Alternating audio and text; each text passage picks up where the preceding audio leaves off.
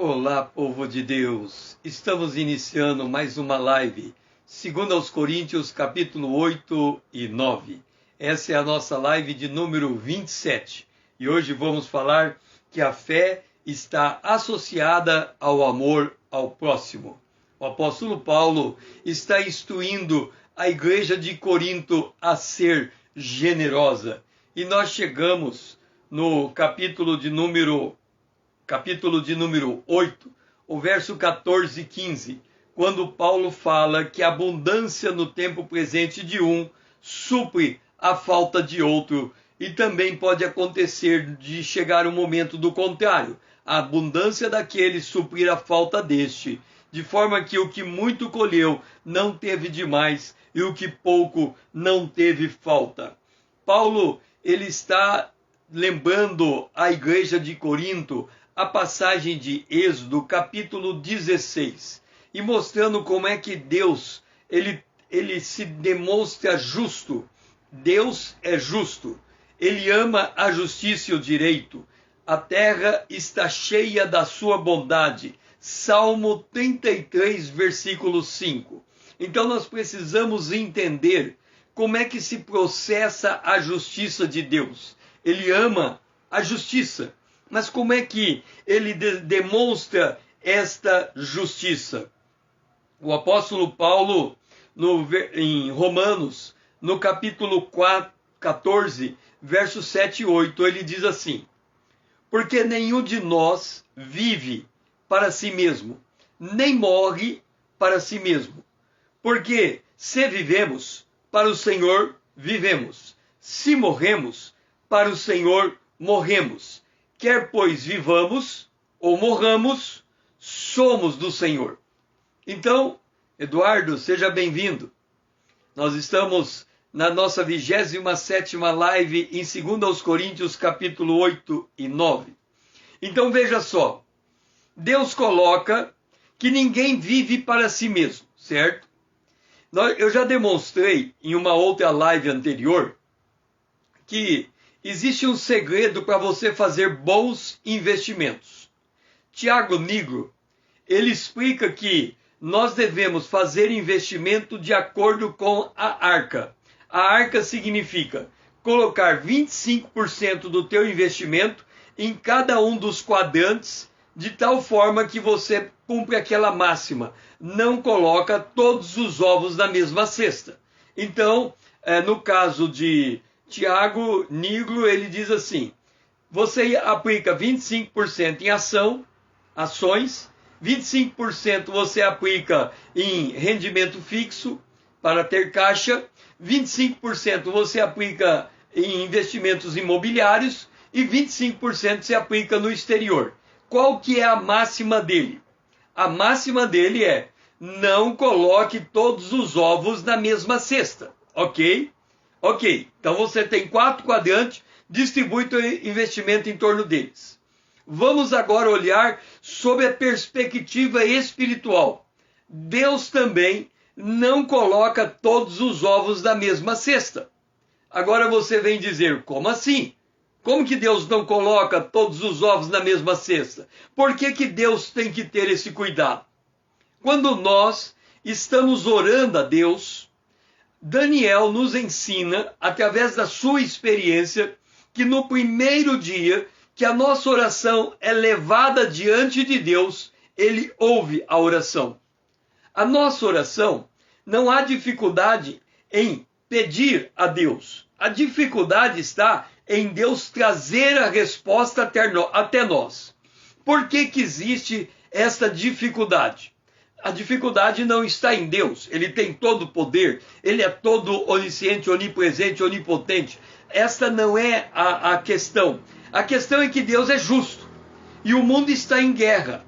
Existe uma guerra espiritual sendo travada.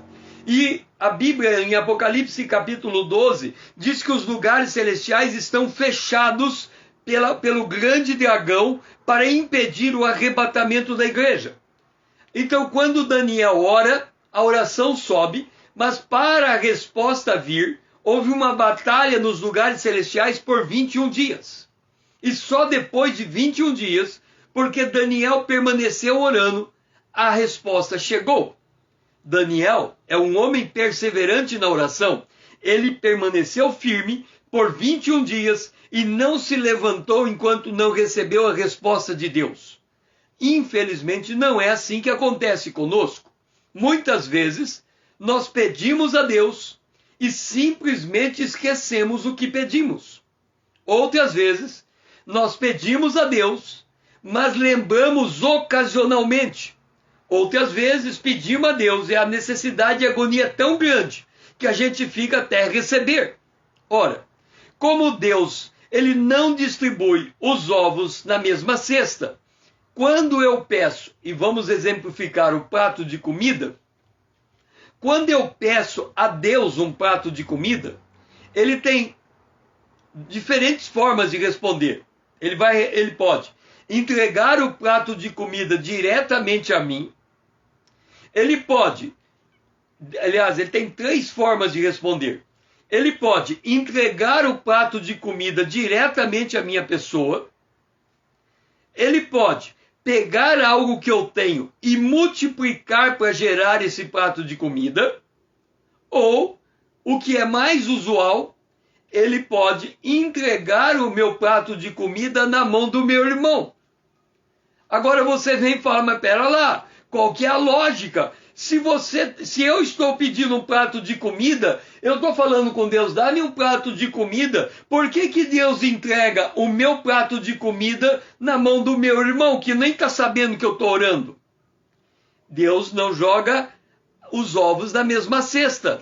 Ele sabe que para o prato de comida chegar até mim, dentro da ordem humana caída, é uma questão de logística complicada. Por quê? Porque o prato de comida que vai chegar na minha mão, que vai passar pela mão do meu irmão, o meu irmão tem que ser um coração generoso para ele perceber que ele tem prato de comida dobrado, ele entrega a mim o prato de comida que está dobrado e ele fica com a outra parte. O que acontece hoje, via de regra?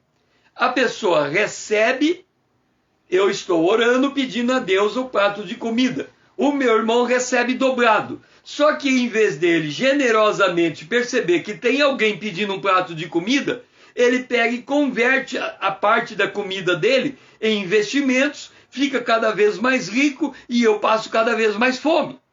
Então, nesse sentido, parece haver uma injustiça da parte de Deus, ou uma injustiça no meio do povo de Deus, que é o que é mais correto dizer.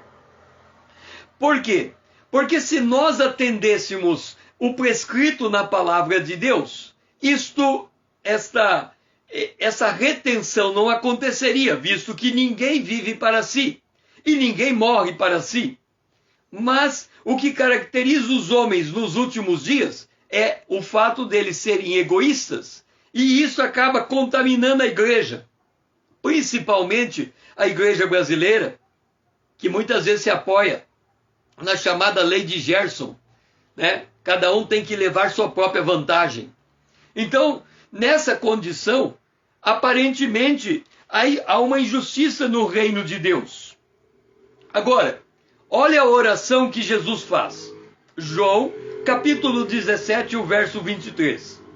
E eu neles, quer dizer, eu Jesus, neles, os discípulos, e tu em mim, quer dizer, Pai, Deus o Pai, em Jesus Cristo, a fim de que seja os discípulos aperfeiçoados na unidade, para que o mundo conheça que tu me enviaste e os amaste, como também amaste a mim. Como é que a gente entende esta oração de Jesus pela unidade da igreja? Geralmente nós entendemos isso focado no ambiente de culto. No ambiente de culto, há uma elevação da alma, há uma contaminação positiva em relação a todos os irmãos que ali estão adorando, e nós vemos um irmão abraçando o outro irmão. E há uma grande confraternização. Aparentemente, temos uma unidade espiritual. Por outro lado, algumas das igrejas, elas adotam a célula, que é a igreja dentro da casa.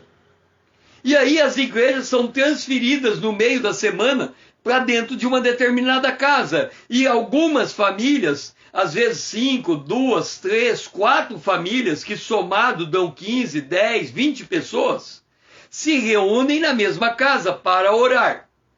Mas observa um detalhe. A casa, quando faz um momento de oração em uma célula, ela acaba replicando aquilo que ela vê na igreja. Não que ela faz a célula igual um culto na igreja, não é esse o detalhe. É que quando você vai para a igreja, o que você faz? Você veste a tua melhor roupa, você está muito bem alimentado, então você vai na igreja para adorar a Deus, mas você vai na tua melhor forma, na tua melhor apresentação.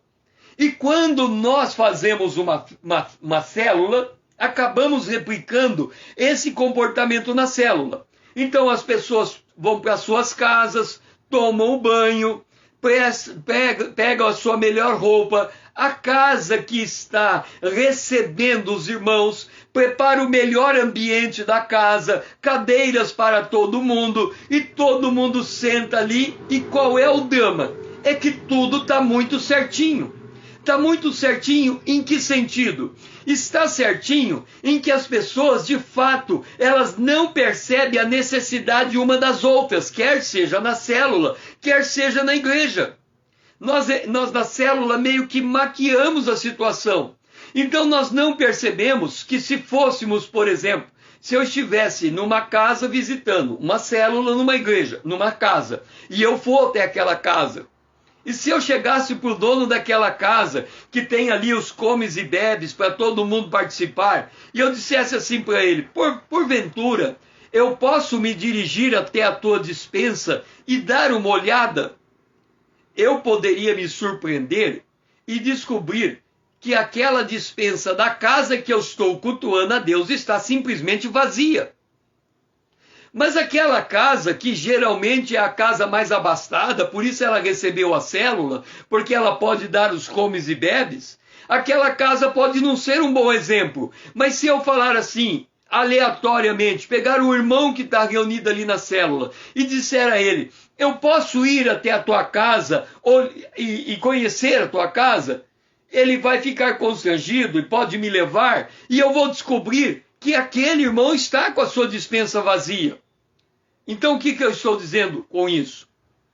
Olha só, como é que Deus administra o reino dele? Ele está dizendo aqui, Pai, que o mundo conheça que nós estamos na mesma unidade. Ok, que o mundo conheça que estamos na mesma unidade. Muito bem, vamos voltar à cena do prato. Estamos na mesma unidade. Só que eu estou passando fome e o meu irmão tem o que comer. Mas estamos unidos, no mesmo espírito. Eu vou, passando fome, pedir a Deus um prato de comida e Deus vai entregar o prato de comida ao meu irmão que está trabalhando. Ora, o que Deus espera? Que haja generosidade. O que é ser generoso? Ser generoso é dar na medida certa, é dar com senso de justiça, é dar com equilíbrio, é dar com conhecimento de causa, é dar com a motivação correta e é dar para ajudar efetivamente o outro. O generoso é aquele que abraça uma causa. Ele dá porque ele se envolve com a vida da pessoa. Ele quer ajudar aquela pessoa, ele quer levantar aquela pessoa, ele quer colocar aquela pessoa para caminhar. Esse é o espírito do generoso. Então Deus encontra alguém generoso e dá o prato de comida dobrado. Entenda, eu não falei com o generoso para me entregar o prato de comida. Eu orei ao meu Deus. E eu não sei como é que o meu Deus vai entregar a resposta. E o homem que é generoso, ele sabe que se Deus está lhe dando dobrado, é porque alguém está passando necessidade. Então ele é tocado por amor ao seu próximo. E ele se move em direção a essa pessoa. Esse é o papel do generoso. Então quando eu estou passando fome, e eu estou na minha casa, e alguém entra na minha casa e me entrega o prato de comida, o mundo observa e ele fala assim, mas como que isso pode acontecer? Porque quem dá alguma coisa a alguém é o Estado. O Estado é paternalista muitas vezes, ou assistencialista outras vezes. Por quê? Porque ele entrega a alguém uma cesta básica e aquela pessoa é atendida a sua necessidade daquele ponto, e muitas vezes o Estado ele entrega e continua entregando cesta básica, mas não faz nenhum movimento para mudar a situação daquela pessoa. Ele só entrega a cesta básica. Agora, quando há esse amor mútuo, que o generoso chega ao necessitado e ele entra no necessidade e fala, meu irmão, o que você precisa? E esse irmão diz, eu estou precisando de R$200 para pagar minha conta de luz, senão vai cortar amanhã. E ele dá, vamos lá na lotérica e nós vamos pagar a tua conta de luz. E aí ele vai ficar feliz, aí esse generoso vai olhar para ele, mas por que você está passando por uma situação com essa? É porque com essa crise, pandemia que está por aí, o meu comércio fechou e eu perdi a minha fonte de renda. Então vai haver uma comoção naquele coração generoso e ele vai dizer, vamos fazer alguma coisa para te ajudar. E aí esse generoso toca outro generoso e faz um grupo e dá sustentação àquela pessoa.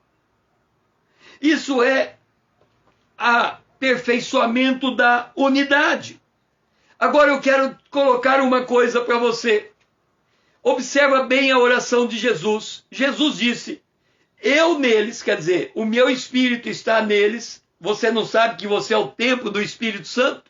Então eu neles, o Pai em mim. Então estamos em uma mesma unidade. É uma unidade que sobe aos céus e estende ao irmão, e ele diz assim, a fim de que eles sejam aperfeiçoados na unidade. Vamos rebobinar a fita, vamos recolher a fita. Ele está dizendo aqui, que eles que estão aqui sejam aperfeiçoados em unidade. O que significa esse movimento? Significa pegar aonde estar e trazer aonde quer chegar. Você tem uma situação e uma visão. E você tem a missão de pegar o indivíduo na situação dele e trazer para dentro da visão. Foi o que Paulo fez com a igreja de Corinto. A igreja de Corinto, elas eram prósperas em todas as coisas, menos no aspecto material. Elas não tinham a virtude da generosidade.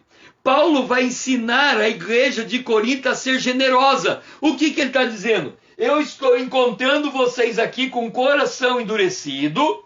Aqui está o exemplo da igreja da Macedônia. Aqui está o exemplo do próprio Senhor Jesus Cristo no seu ministério terreno. Aqui está o próprio exemplo de vocês, que vocês desenvolveram a sua espiritualidade.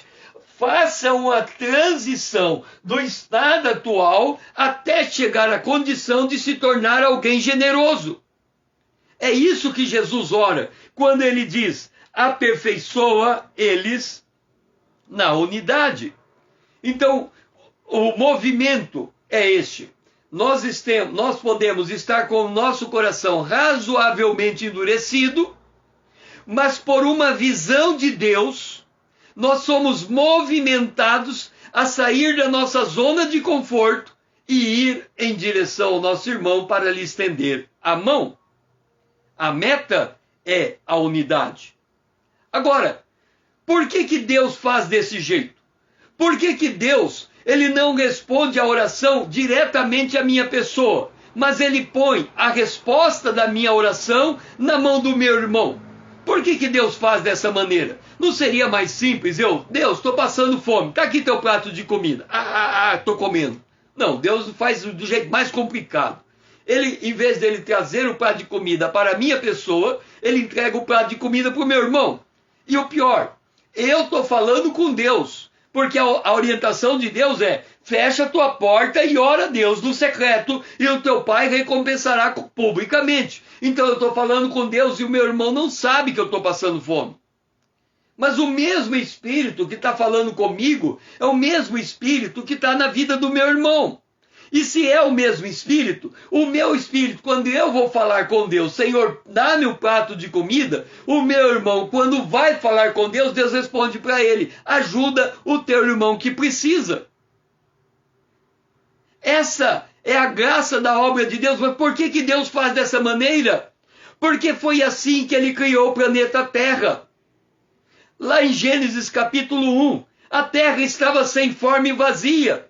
Quer dizer, estava tudo caos, estava tudo bagunçado, estava tudo desajustado. E o que é que está desajustado nessa relação? Eu aqui passando fome. O meu irmão tendo muito mais do que é necessário para a sua própria vida. E a minha oração chegando de Deus. E a oração do meu irmão chegando também diante de Deus. Mas observe o detalhe. A terra era sem forma e vazia. E o Espírito estava pairando sobre ela. Nós nos movimentamos pelo Espírito de Deus. Quem fala, fala as palavras pelo Espírito de Deus. Quem ouve, ouve as palavras pelo Espírito de Deus. E se todos nós estamos conectados com o mesmo Espírito, então o meu pedido subindo ao Pai, chegando de volta na mão do meu irmão, vai ser triangulado e chegar até mim. É assim que funciona a justiça de Deus. É quando essa justiça está operando nessa dimensão, é que o mundo vai ficar maravilhado e vai dizer: como é que nós vivemos para nós mesmos de modo egoísta? Mas eu conheço um grupo de cristãos naquela igreja que eles são uma família, um cuidando do outro, um atendendo a necessidade do outro.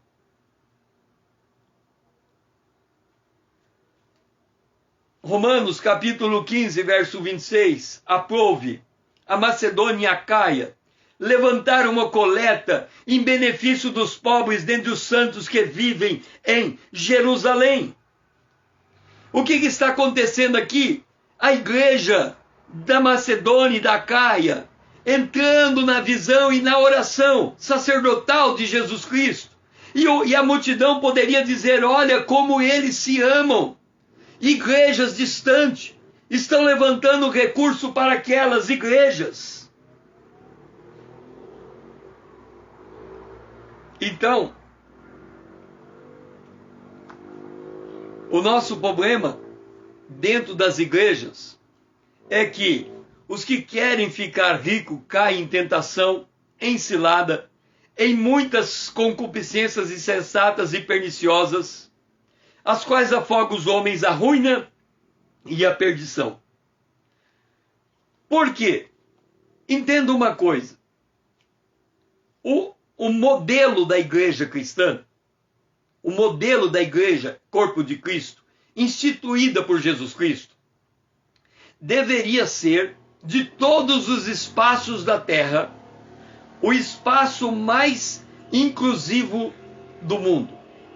Dentro da igreja deveria sentar, num lado do banco, alguém rico muito rico e alguém pobre muito pobre. Infelizmente, não é mais assim que funcionam as igrejas. As igrejas, elas atraem os seus iguais. Então temos igrejas de ricos muito ricos e de igrejas de pobres muito pobres. Nas periferias da cidade, nós temos as igrejas dos pobres muito pobres. E no centro da cidade, nos lugares mais privilegiados, nos terrenos mais caros, as igrejas dos ricos muito ricos. Resultado: em um ambiente que todo mundo é rico, ninguém passa necessidade, ninguém é generoso.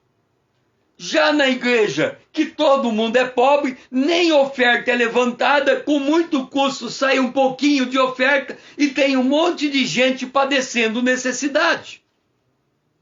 E aí o ímpio, ele está olhando para a igreja do rico, muito rico, que virou um clube social, uma extensão do Sebrae, E ele olha para o pobre, muito pobre, que virou uma periferia, um lugar descartado, esquecido. E aí o mundo não entende esse amor. Ele não consegue entender como é que um crente rico, muito rico, fica cada vez mais rico. E um crente muito pobre, passa cada vez mais fome. Aonde está o amor do povo de Deus? O mundo não consegue entender a resposta à oração de Jesus. Mas Deus não tem um plano B. Ele pega as coisas desiguais, porque o mundo é desigual. E ele coloca essas coisas desiguais, que é o corpo de Cristo, debaixo de um mesmo Espírito, dentro de um mesmo Espírito. E ele espera que o amor um para com os outros mova aqueles que estão buscando o melhor do outro e não estão vivendo para si. Hoje, a situação que temos é esta: a igreja do rico, muito rico, a igreja do pobre, muito pobre. E o pobre orando a Deus. E ele ora a Deus, pedindo para que Deus lhe dê um prato de comida. E o prato de comida não lhe chega à mão. E Deus não pode responder, porque Deus já respondeu. O que está acontecendo? O rico fica muito rico. Porque cada vez que o pobre pede um prato de comida, dobra a comida do rico. Percebe a lógica da prosperidade? Por que eu prospero? Por que a minha riqueza aumenta? Não é por causa da minha capacidade. Não é porque eu sou iluminado. Não é porque Deus é bom para comigo. Não é porque minha fé é maior do que a dos outros. A minha riqueza aumenta, a riqueza material, ela aumenta porque tem algum pobre, algum necessitado de carência de bens materiais, pedindo a Deus, clamando a Deus, suplicando a Deus. E quanto mais ele pede, mais eu recebo. E mais ele reclama de Deus, porque ele continua pedindo mais, porque a necessidade dele só aumenta, e mais eu recebo, e mais o meu patrimônio aumenta. Aparentemente, há uma falta de resposta da parte de Deus. Deus não está ouvindo a oração do seu povo. A pessoa passa necessidade e a resposta nunca lhe chega. Mas Deus já respondeu. Deus já colocou a resposta daquele que pediu na mão do outro. Entenda uma coisa: a riqueza do rico é fruto da oração do pobre. Talvez você nunca tenha ouvido esse conceito, porque o ensino da prosperidade dá e ser-vos-á dado, e a pessoa dá e ela recebe cada vez mais. Mas o ensino de Paulo aos Coríntios é que eu dou por amor ao necessitado, porque aquilo que eu tenho dobrado é aquilo que ele pediu em oração e Deus trouxe para mim para que eu pudesse entregar depois a ele. E se eu retenho aquilo que ele pediu em oração, ele vai continuar pedindo e eu vou continuar recebendo, porque Deus não vai mudar o seu propósito, o seu plano, porque ele está orando pela unidade da igreja. Ele está orando para que o rico reconheça a necessidade do pobre. E quando o rico se reconhece a necessidade do pobre, ele acompanha, ele se mira, ele faz como Jesus. Jesus era rico, se fez pobre por amor do pobre, para que pudesse enriquecer o pobre. Como que fez isso? Jesus era rico, ele esvaziou da sua riqueza, ele ficou na terra como pobre, porque tudo que ele recebia do Pai, ele não retinha para ele passava para o outro. Então, no reino de Deus, quando um cristão fica rico, muito rico, é porque tem muito pobre pedindo e clamando, e Deus respondendo de maneira enviesada, para que o dom a virtude da generosidade se manifeste no povo de Deus, e um conheça e um conheça o outro, e através desse conhecimento mútuo, a pessoa possa manifestar o amor um pelos outros. Como é que eu posso dizer que eu amo a Deus a quem não vejo, se eu não amo meu irmão quem vejo? Você pode dizer para mim, César, você está exagerando. Não pode ser desse jeito. Paulo está ensinando a igreja de Corinto. A igreja de Corinto, ele está dizendo, seja generoso. Ele está dizendo para a igreja de Corinto, vocês desenvolveram a vida espiritual de vocês de maneira fantástica. Vocês têm todos os dons espirituais. Mas vocês precisam desenvolver a generosidade, e isso lhes falta. Como é que era a igreja de Corinto? Quando nós vamos na ceia do Senhor, todo mês, nós lemos primeiro aos Coríntios capítulo 11, naquele trechinho que fala do pão e do vinho. Se a gente lesse alguns versículos para trás, nós encontraríamos a seguinte passagem. Primeiro aos Coríntios 11, 20 e 21. Quando, pois, vos reunis no mesmo lugar, no lugar de culto, não é a ceia do Senhor que vocês estão comendo, porque ao comer a ceia, cada um toma antecipadamente a sua própria ceia, e há quem tenha fome. Veja bem, a gente não consegue imaginar essa cena, porque a nossa ideia de ceia é um pedacinho de pão. E o pão, um pedacinho de pão é distribuído para todo mundo. Naquela época a ceia era diferente. As pessoas traziam o pão de casa. Então tinha gente que trazia muito mais que o pão, trazia uma refeição inteira para participar da ceia do Senhor. E trazia vinho, vinho com álcool. E o texto continua, e há quem tenha fome, e ao passo que há também alguém que se embriaga. Então o que acontecia? Havia um canto, um grupo de famílias ricas, trocando alimento entre elas, trocando vinho entre elas, ao ponto de comer tanto e beber tanto, que chegava a se embriagar no culto de ceia. E do outro lado, um grupinho de esfomeado, que não tinha trazido nada e que não conseguia se entregar naquele outro grupo. E ficava de lado. E Paulo falava, me contam isso e eu creio, eu sei que é na natureza do homem caído agir desse jeito, que tem um grupinho passando fome e o outro embriagado. Dentro da mesma igreja. Por isso Paulo vem e fala, vocês têm que aprender o dom da generosidade. Começa levando oferta para Jerusalém, porque logo depois vocês vão descobrir que no meio de vocês, alguém que precisa ser suprido nas suas necessidades.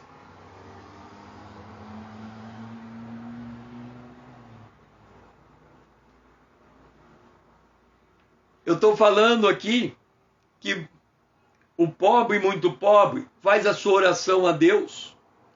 E Deus responde na mão do rico, muito rico.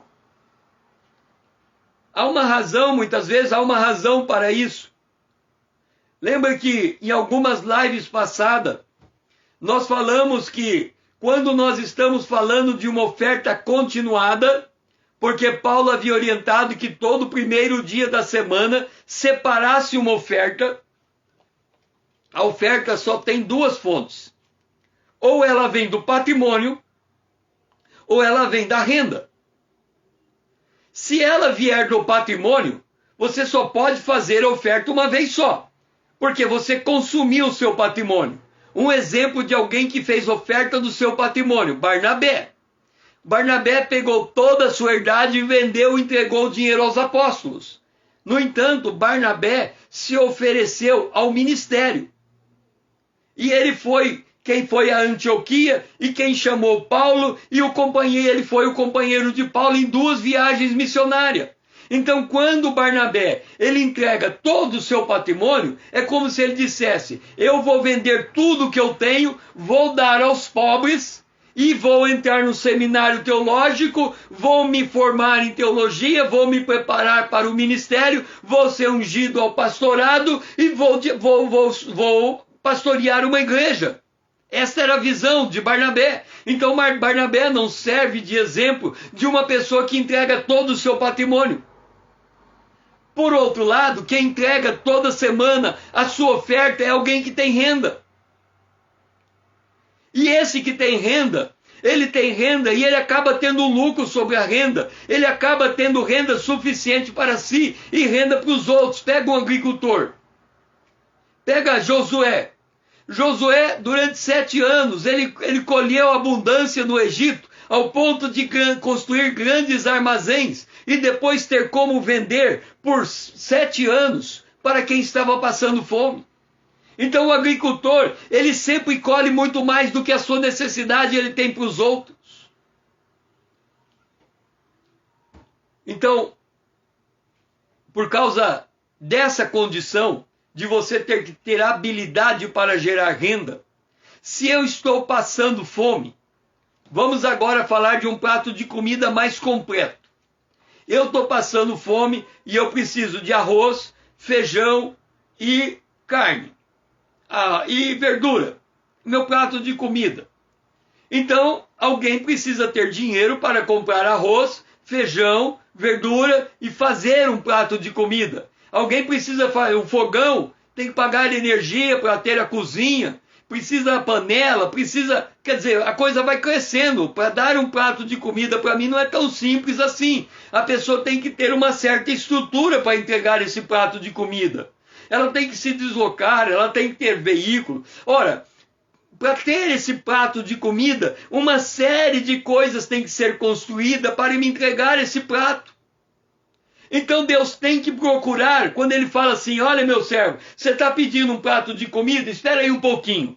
Aí ele olha e fala, aquele irmão tem um negócio lucrativo, aquele irmão tem capacidade de gerar renda. Aquele irmão, se ele extrair oferta, ele continua tendo a sua renda, porque a renda é que faz a oferta. Todo mês, toda semana, no caso de Paulo falando aos Coríntios, todo primeiro dia da semana, a renda dele produz uma oferta. E se ele tirar aquela oferta, a renda continua existindo, porque ele não está dando o seu patrimônio. O seu patrimônio é a base do seu trabalho, e a renda está construindo. Então eu vou pegar e vou dobrar aquela renda para ele naquele dia, de forma que ele consiga perceber que ele tem um pouco mais do que o normal, e ele pode falar, alguém está precisando de recurso, porque Deus está me abençoando sobremaneira. Então ele vai pegar aquele excesso que ele tem, aquilo que não lhe vai fazer falta no sentido de que ele já supriu a sua necessidade básica, e ele vai entregar aquele que está faltando. E isso só acontece quando há a virtude da generosidade. É por isso que eu disse que Deus não responde uma oração que ele já respondeu. E se esse pobre, que é muito pobre, continuar orando porque a comida não chegou na mão, Deus não pode fazer nada no sentido em que ele já deu a resposta. Está na mão do rico muito rico para ser generoso para com o pobre muito pobre. Mas aí vem Paulo, aliás, no livro de Êxodo 14, 13, 14 e 15, quando Israel para diante do Mar Vermelho, e o exército de Faraó vem atrás, e o povo vai dizer a Moisés, Moisés, será que porventura Deus vai nos matar diante do Mar Vermelho? Porque isso aqui é uma armadilha. Montanha de um lado, Mar Vermelho na frente, montanha do outro lado, e atrás de nós, olha o tamanho do exército. Nós, 3 milhões de pessoas caminhando dificultosamente, eles vindo de cavalo. Eles vão nos matar aqui no deserto, Moisés. E aí Moisés respondeu ao povo, não temais, aquietai-vos, e vede o livramento que hoje vos fará, porque os egípcios que hoje vedes, nunca mais o tornareis a ver. O Senhor peleja por vós, e vós vos calarei. Então Moisés acalma o povo. Mas quando ele se volta para Deus, antes dele falar com Deus e explicar a situação difícil que estava vivendo, Deus diz a Moisés, por que você está pedindo a mim? Diga a Israel para marchar. Marchar para onde? Para frente. E aí a frente é o mar. É marchar em direção ao mar. O que significa isso? Significa que Deus não responde uma oração que ele já respondeu. E aí vem a intercessão de Jesus. Meu Deus, que o mundo possa compreender A unidade que existe entre o povo de Deus. Mas não é uma unidade de chegar na igreja, ambiente de culto e dar um abracinho no outro. É muito mais profundo do que isso. É dar o abraço e olhar e sentir o coração palpitar. É olhar e perceber que o outro precisa de algo. É fazer um check-up e falar, meu irmão, eu percebo que os teus músculos, a hora que eu abracei você está com músculos muito endurecido. Você está muito tenso. Por quê? O que é que está te deixando tenso? Aí aquele irmão vai dizer, porque você perguntou. Se você não perguntasse, ele não ia dizer. Ele vai dizer, você não sabe o que está acontecendo comigo. Nessa eu tinha um negócio lucrativo. E o meu negócio teve que fechar, porque o governo fechou um monte de coisa, fechou minha loja também. E agora eu estou passando necessidade, nunca passei por isso na minha vida. Meus filhos não têm o que comer em casa. E eu não sei o que fazer, não tem como vender meu estoque, porque eu não posso abrir minha loja. E aí nós começaríamos a ouvir histórias como esta. E aí nós entenderíamos o que Deus está dizendo aqui. Por que você vai clamar a mim? Converse entre vocês. E vocês vão perceber que um está passando necessidade e o outro tem suficiente, de forma que haja equilíbrio no meio do meu povo. E aí o mundo vai dizer, olha como eles se amam.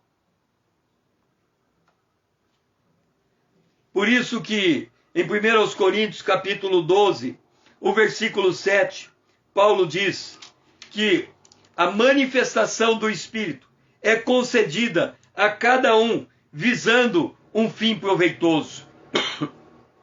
E aí Paulo volta à posição que ele tinha mostrado no início. Suprindo a vossa abundância no presente a falta daqueles, de modo que a abundância daqueles venha suprir a vossa falta, e assim haja igualdade. Paulo está dizendo, a economia é cíclica. Hoje você tem o suficiente para estender para o outro. Amanhã pode lhe faltar e o outro tem suficiente para estender a mão para você. É assim que Deus administra a resposta de oração no meio do seu povo. Nós temos que entender a teoria de mercado e como funciona no reino de Deus. No mercado funciona assim. Quanto maior é a procura, menor é a quantidade que tem para entregar, maior é o preço. Quanto menor é a procura, maior é a quantidade que tem para entregar, menor é o preço. Por que que esta é a teoria de mercado? Porque o mundo funciona baseado na escassez. Entenda. A economia de mercado funciona baseada no princípio da escassez. E como é que funciona o princípio da escassez? A gente já viu cenas como essas no mercado de leite, isso é mais comum. Quando o preço cai muito, o produtor de leite, ele não tem condição de trazer o leite na cidade. Como o leite estraga muito rápido, ele joga o leite fora. Por quê? O preço despenca. O leite não vale nada, já que ele não consegue colocar o seu leite no mercado. Uma excesso de oferta, sei lá, alguma coisa assim. Agora, entenda uma coisa. No mundo, o mundo como nós conhecemos, o mundo real, o mundo onde a gente está, o mundo onde habita o maligno, esse mundo, tem gente rica, muito rica, tem gente pobre, muito pobre. Jesus disse, os pobres sempre vocês vão ter entre vocês. Deuteronômio diz, os pobres vocês vão ter sempre entre vocês. Portanto, o mundo é desajustado. Haverá sempre rico, muito rico, e pobre, muito pobre. Em lives anteriores, nós falando do Antigo Testamento, nós falamos que no Antigo Testamento havia dois povos, os judeus e o resto, chamados gentios. Se nós olhássemos para os gentios, havia dentre os gentios ricos, muito ricos, e pobres, muito pobres. No entanto, se olhássemos para o povo de Deus, judeu, havia entre eles ricos, muito ricos, e pobres, muito pobres. Então, havia pobre em Israel, havia pobre entre os gentios. Havia pobre entre os judeus, havia pobre entre os gentios. Havia rico entre os judeus, havia rico entre os gentios. Há uma instrução no Antigo Testamento, no livro de Deuteronômio, que um judeu rico não podia emprestar dinheiro a um judeu pobre mediante juros. Mas ele podia emprestar para um gentil mediante juros. Na família de Deus não podia ser desse jeito. Qual é o princípio? Se tem judeu rico muito rico e judeu pobre muito pobre, o rico tem como alimentar o pobre. O rico tem como cuidar o pobre. Lá em Israel, no Antigo Testamento era assim. Quando o rico muito rico ia colher a sua lavoura e ele passava a sua máquina, aquilo que caía no chão não podia ser recolhido, tinha que permanecer no chão. E quando a colheita terminava, ele abria sua lavoura e o pobre, muito pobre, entrava e colhia tudo que estava decaído no chão. Havia uma provisão de Deus para o rico, havia uma provisão de Deus para o pobre. O apóstolo Paulo, ele usa o livro de Êxodo, Êxodo capítulo 16, o maná, para demonstrar que Deus faz a mesma coisa. Ele não muda a ordem econômica do mundo. Dentro da igreja vai ter rico muito rico, vai ter pobre muito pobre, isso não vai mudar até o fim dos tempos. Fora da igreja vai ter rico muito rico e pobre muito pobre, isso não vai mudar, porque nós não estamos vivendo em uma bolha, nós não estamos vivendo em um mundo diferente.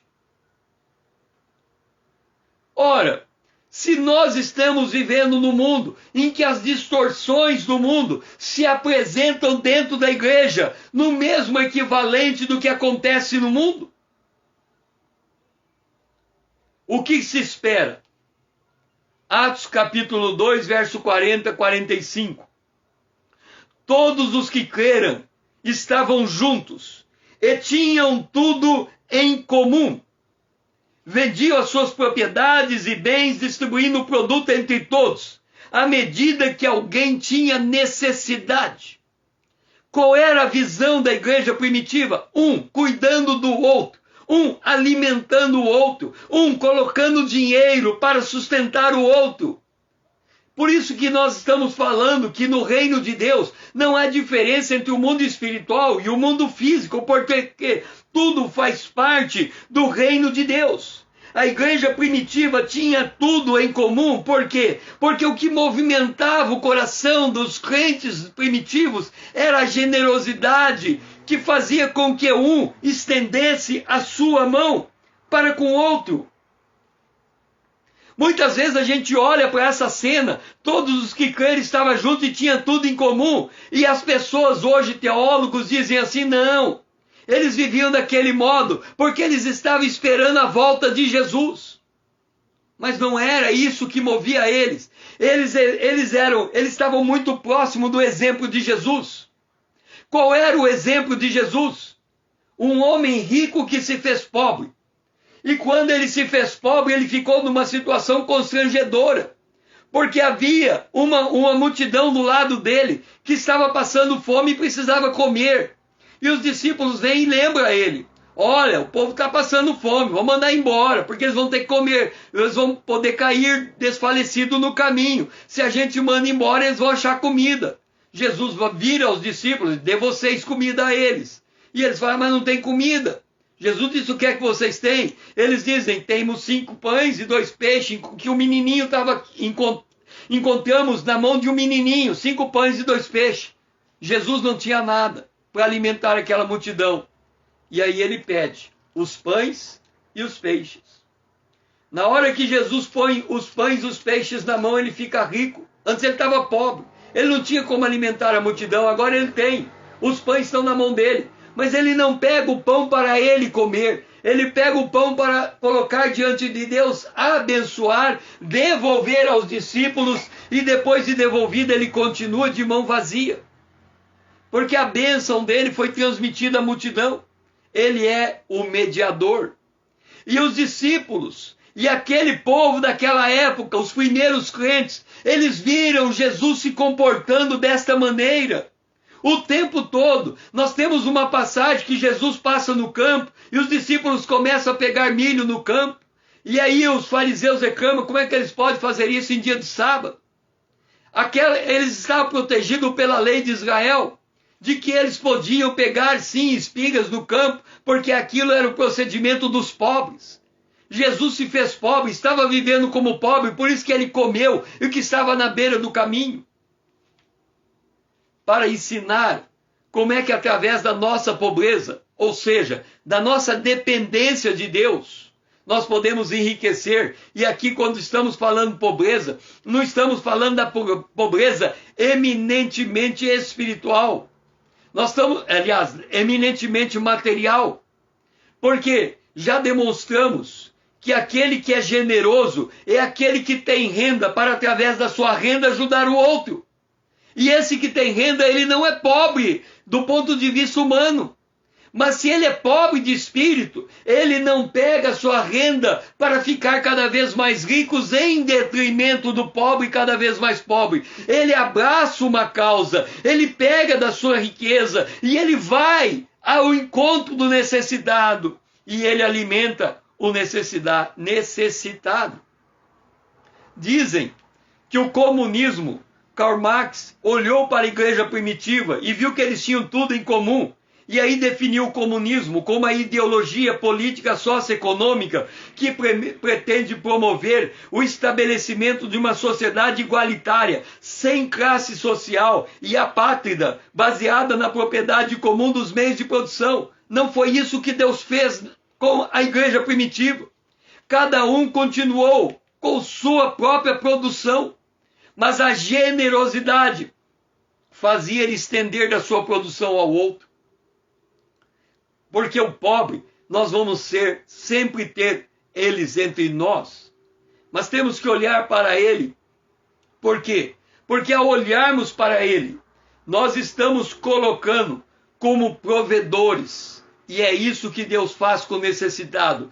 Ele provê o necessitado. Se eu estou provendo o necessitado, eu estou me colocando como cooperador de Deus, como a extensão de Deus na terra, como aquele que faz aquilo que vê Deus fazendo. Eu estou imitando a Deus, eu estou me transformando na imagem do seu Filho amado Jesus Cristo.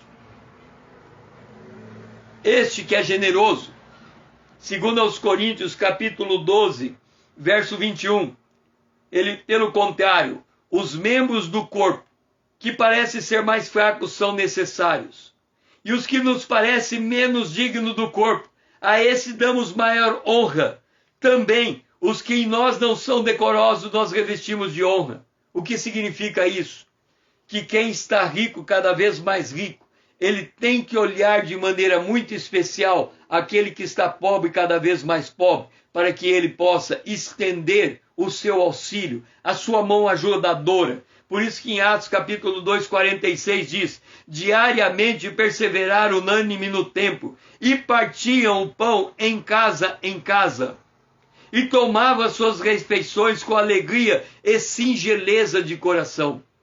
Aqui é alguém que entra na intimidade do outro, que sabe da necessidade do outro, que partilha daquilo que o outro precisa. E aí o mundo fica impressionado por causa desse nível de unidade. A situação da igreja de Corinto chegou ao ponto, das igrejas de Jerusalém, da igreja de Jerusalém, chegou ao ponto de que o cuidado dos necessitados, em Atos capítulo 6, exigiu a separação do ministério diaconal. Os diáconos foram selecionados como homens de boa reputação, cheios do espírito e de sabedoria, encarregados do serviço de alimentar os necessitados da igreja. E aí, como corpo, a gente encontra essa condição de o corpo encontrar solução dentro do próprio corpo.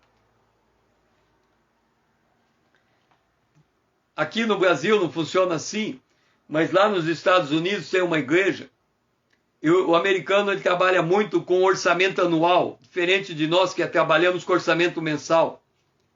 Então, a igreja tem um grupo de pessoas que escolhe todo ano instituições que precisam de receber o quantitativo total do seu orçamento anual. E eles escolhem essas instituições. E eles escolhem um dia do ano em que eles ensinam acerca da generosidade. E tendo ensinado acerca da generosidade, eles colocam as necessidades dessas instituições. E a igreja arrecada recurso, 100% do recurso voltado a atender essas instituições. E eles monitoram a maneira como aquelas instituições aplicaram o seu dinheiro e no outro ano elas podem voltar para receber um novo aporte de recurso. Esse é o papel de homens especializados como esses diáconos. Homens cheios de boa reputação e cheios de espírito e de sabedoria. Porque a questão de dar a oferta não é dar oferta em qualquer lugar. Não é dar oferta para qualquer pessoa. O generoso, ele dá oferta com bom senso. Ele dá oferta ao lugar que de fato precisa da oferta. Ele não desperdiça o dinheiro dele, mas ele levanta o recurso necessário àquele que está padecendo uma necessidade com conhecimento de causa. Então ele faz isso de forma que eles se encarregavam, os diáconos, desse serviço. E aí, aquele trabalho se tornou tão importante que os apóstolos colocaram suas mãos sobre os diáconos, orando, lhes impuseram as mãos, quer dizer, lhes concederam autoridade para exercer dentro da igreja o papel do diaconato. Aquele mediador entre a pessoa que está passando necessidade e ele tem tempo para ir lá naquela casa, entender o drama daquela pessoa, levantar o que ela precisa e voltar e se comunicar com os irmãos que com um coração generoso estão prontos a abrir mão da sua riqueza para atender aquele que está precisando. 1 Coríntios, capítulo 12, verso 12. Paulo, quando ele fala de generosidade, ele nada mais se está falando do que o que é o corpo de Cristo. Assim como o corpo é um e tem muitos membros, e todos os membros, sendo muitos, constituem um só corpo, assim também com respeito a Cristo. Paulo está dizendo, a igreja é o corpo de Cristo, mas nós somos membros um dos outros, formando esse grande corpo. E nosso papel nesse grande corpo é cuidarmos um dos outros. É estendermos a mão uns aos outros. É distribuir aquilo que o outro precisa para que haja igualdade. Em 1 Coríntios, capítulo 12, 22, Paulo completa. Pelo contrário, os membros do corpo que parecem ser mais fracos são mais necessários.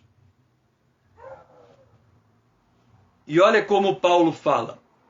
Mas os nossos membros nobres não têm necessidade disso. Contudo, Deus coordenou o corpo, concedendo muito mais honra àquele que menos tinha, para que não haja divisão no corpo. Pelo contrário, cooperem os membros com igual cuidado em favor um dos outros, de maneira que se um membro sofre, todos sofrem com ele. E se um deles é honrado, todos são honrados com ele.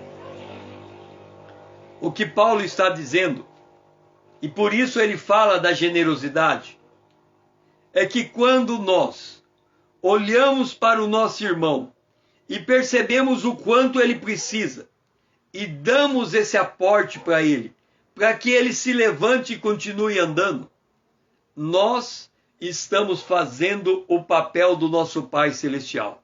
Porque o nosso Pai Celestial, ele supre o necessitado. Por isso que Davi dizia: eu sou pobre e necessitado, porém o Senhor cuida de mim. Tu és o meu amparo e o meu libertador. Deus é o amparo do necessitado. Em Salmo 68:10, em tua bondade, ó Deus, fizeste provisão para os necessitados. Imagine agora a tua honra. Você tem algo na tua mão, que é fruto da tua prosperidade, que é mais do que você precisa para você. Essa prosperidade na tua mão é aquilo que atende à necessidade do teu irmão. A provisão de Deus para o teu irmão está na tua mão.